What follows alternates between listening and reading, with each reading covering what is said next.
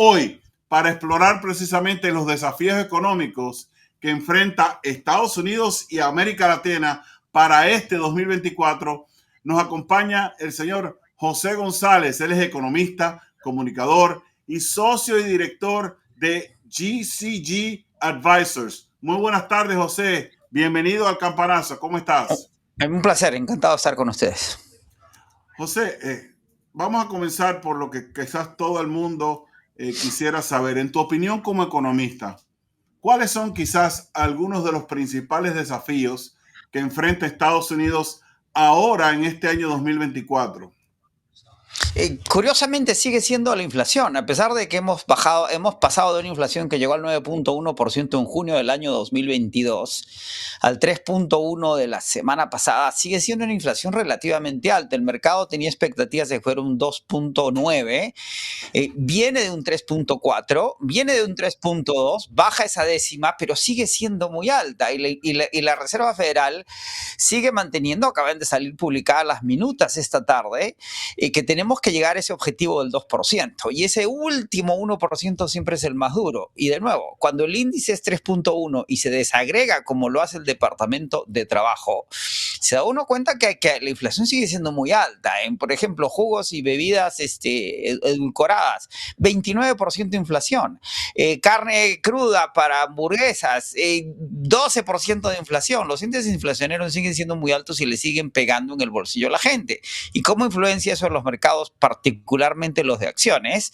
En que el mercado se había convencido por las minutas de diciembre, en donde se hablaba de 3 cortes en tasas de interés este año, 0.25 cada uno, 0.75 en total, cuando tenemos la tasa de referencia, que es los Fed Funds entre 5.25 y 5.5, el mercado se convenció que venían 6 recortes y que empezaban en marzo.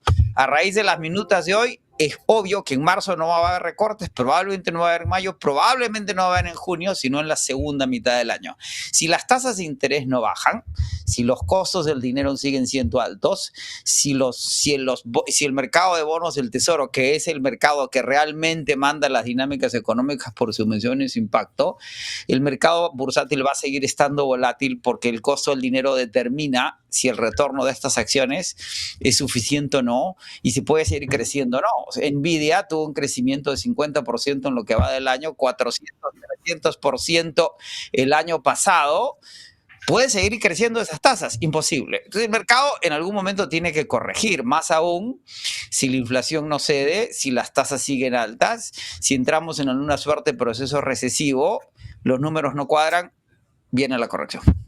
Tú sabes que una de las cosas, José, que más me llamó la atención del año pasado es que durante todo el año estaba el monstruo amenazando de la recesión. Viene la recesión, viene la recesión, viene la recesión. Al final, afortunadamente, nunca se dio, nunca hubo 2 trimestres consecutivos donde se contrajo el Producto Interno Bruto, pero todavía no se ha dado, pero esta semana vimos que ocurrió ya en Japón y que ocurrió en Gran Bretaña, ¿no? En Reino Unido, que los dos países de las principales economías del mundo ya están en recesión. ¿Tú crees que esto tenga un efecto dominó y que con todo lo que está pasando en este momento también caigamos nosotros aquí en Estados Unidos en una posible recesión?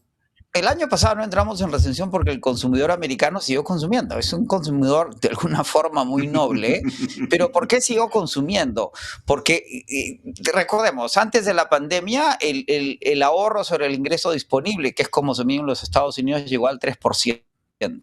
Durante la pandemia se fue al 15%. Tres paquetes fiscales, 2 durante la administración Trump, 1 durante la administración Biden, que sumaron 1.3 trillones de dólares. Y la gente ahorró porque se asustó. Esa tasa llegó al 15%. Hoy día está de vuelta a tasas a niveles del 5%. La gente se gastó lo que ahorró, maximizó sus tarjetas de crédito y un gran temor en función de lo que puede suceder con los balances de los bancos este año y en adelante, particularmente en la cartera de real estate comercial, y apareció un nuevo mecanismo para consumir que es el Pay in 4. O sea, pagar en 4. No es crédito, pero funciona como crédito. No es una tasa de interés, pero usted amortiza lo que compra cada 4 semanas y eso hizo los holidays del año pasado de la mayor parte de negocios al detalle en los Estados Unidos. Es decir, tenemos el crédito maximizado, el ahorro agotado y las dinámicas económicas no son las mismas. El año pasado crecimos bastante mejor de lo que se esperaba, pero este año las perspectivas son de nuevo que crezcamos por debajo del 2%. Entonces, si bien podría no ser una recesión técnica, es decir, esos 2 trimestres consecutivos de ingreso inferior al año anterior, se podría sentir como una recesión. Una economía como la americana, que creció 3,5% al año desde 1945 hasta la crisis hipotecaria, promedio anual, no es suficiente que crezca menos del 2%, porque además hoy día consumimos mucho más de lo que consumían nuestros padres o nuestros abuelos. Si usted no tiene celular, no vive. Si no tiene internet, no tiene existencia. Si no tiene Netflix, se aburre. El supermercado es caro. Ya todos somos urbanos, ya no hay obreros, ya no hay campesinos como se entendían en el siglo XX. El gasto contemporáneo es muy alto. Y con unas tasas que suben, hipotecas que se fueron del 3-2%, si usted tenía el mejor fico del planeta y podía poner 40% de down payment para comprar la casa, que se fueron al 7%, el consumidor está muy apretado. Entonces, ese crecimiento por debajo del 2% no va a ser una recesión, pero mucha gente la va a sentir como tal. De ahí el descontento en un año electoral en que todavía no nos queda muy claro qué va a suceder en las elecciones de noviembre.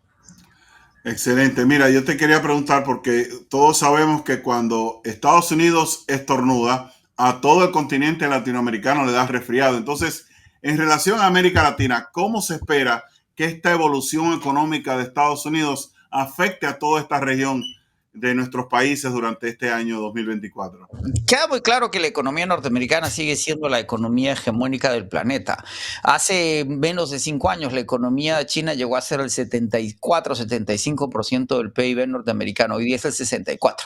Y ya queda claro que China tiene sus propios problemas como economía madura, una economía que creció a tasas del 9% por 50 años y hoy día no puede crecer más del 5%, probablemente más del 3%. Ya no va a retar a los Estados Unidos. Y la economía norteamericana es una economía de consumo. El 75% del crecimiento norteamericano depende del consumo.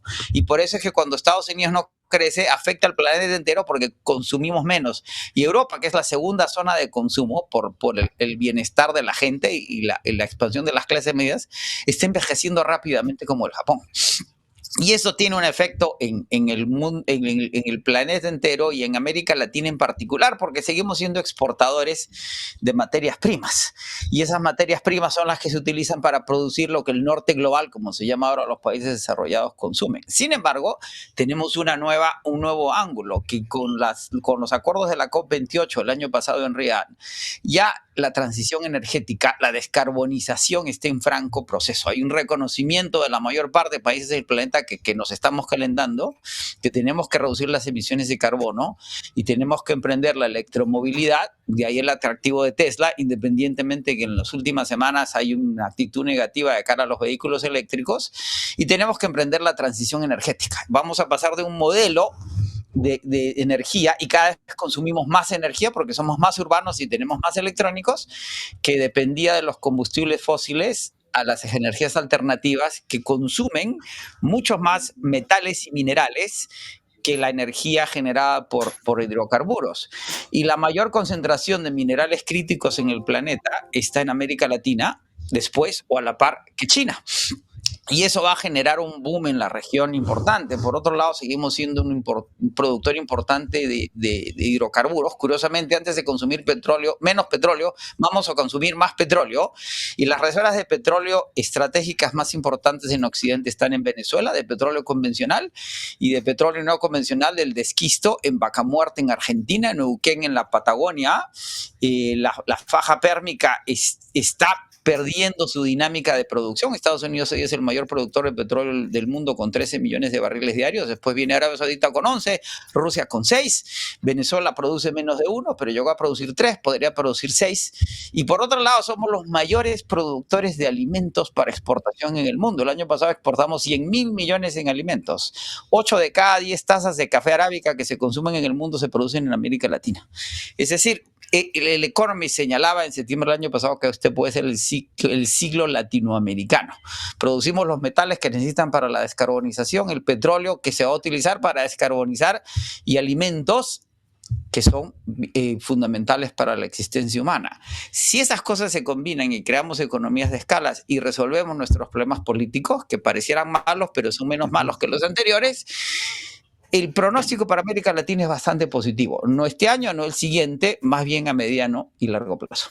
No sabes la alegría que me da escuchar todo esto que me has explicado, porque la próxima pregunta que yo te iba a hacer probablemente ya no viene al caso, que era cuáles son los mayores desafíos. Y yo sé que cada economía de América Latina es diferente, o sea, no es lo mismo lo que pasa en México, que es un gigante, como en Argentina, que es otro gigante, como Brasil, que es otro pulmón del continente, y cada país tiene sus propios logros económicos y sus propios desafíos. Yo te voy a preguntar, dentro de todo esto, o sea, ¿cómo ves tú los desafíos, sobre todo la pobreza, la desigualdad que existe en muchos de nuestros países? El problema en América Latina, en una reunión que tuvimos con el BID hace varios años, veíamos lo que se llama la torta, el pie chart de la distribución de la economía global, el PIB de cada región. Y América Latina es el más o menos el 9% de la economía global.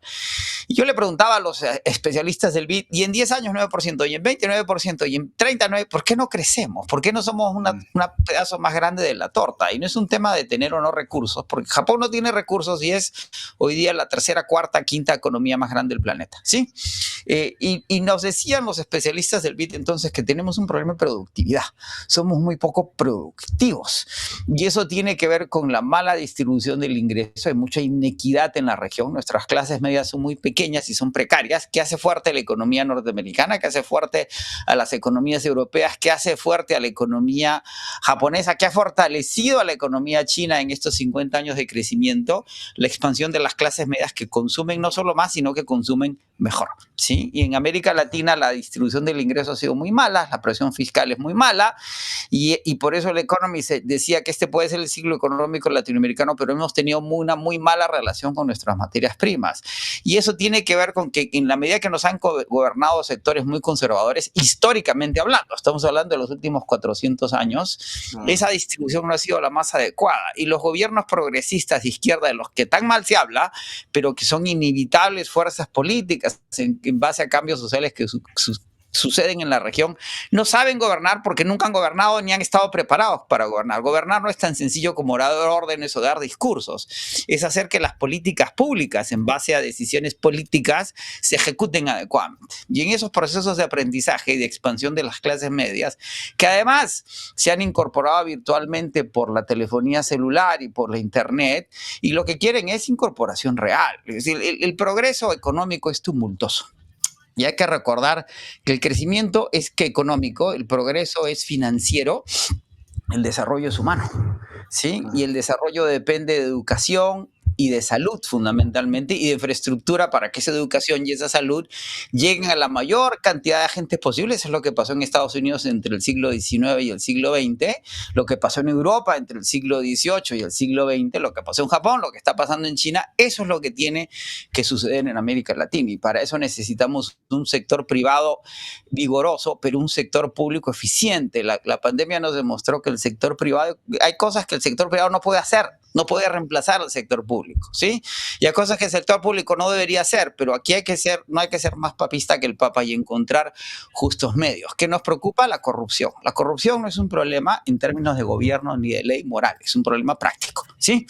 Usted no puede prohibir la corrupción. En Estados Unidos se trató de prohibir el alcohol en el siglo pasado y se creó la mafia, ¿sí? Hay cosas que la gente va a hacer y usted lo que tiene que hacer es civilizar el uso de esas actitudes, de esas actividades.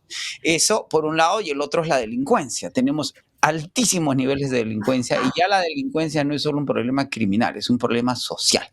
¿Por qué delinquen sectores importantes de la población? Por la mala distribución del ingreso en una época en que el consumo es importante y que la gente que no está educada o que no tiene acceso a ese consumo va a utilizar los medios que pueda para consumir.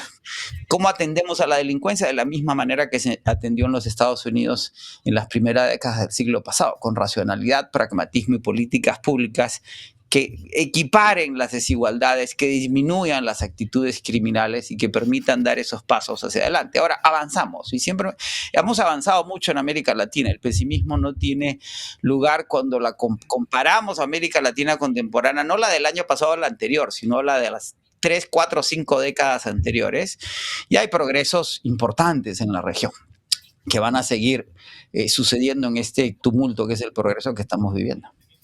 O sea, considerando tu experiencia en mercados emergentes y desarrollados, ¿qué consejos le darías tú a esos inversionistas que buscan quizás diversificar sus carteras bursátiles ahora en el 2024?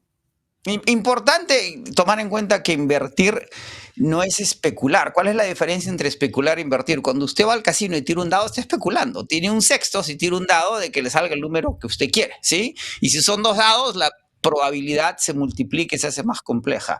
El proceso de invertir siempre es un cálculo riesgo-retorno. Sí, a mayor riesgo, mayor retorno. Si usted no está informado y no sabe cómo decidir el proceso de hacer la alocación, se traduce, es derivado del inglés, el allocation de sus activos, que es aquello que ha ahorrado y que quiere maximizar. Clave cuando usted invierte es que tiene que estar dispuesto a perder lo invertido, dependiendo qué niveles de riesgo usted asume. Hoy día puede comprar bonos del Tesoro de la Reserva de los Estados Unidos y le pagan más o menos 5%, cero riesgo. O sea, el día que los Estados Unidos deben pagar su deuda, se acabó el mundo, y vivimos todos de nuevo en la edad de piedra. En base a ese 5% con inflación del 3%, el retorno real es 2%, se van escalando, calculando los niveles de riesgo. La clave es siempre diversificar, diversificar, diversificar.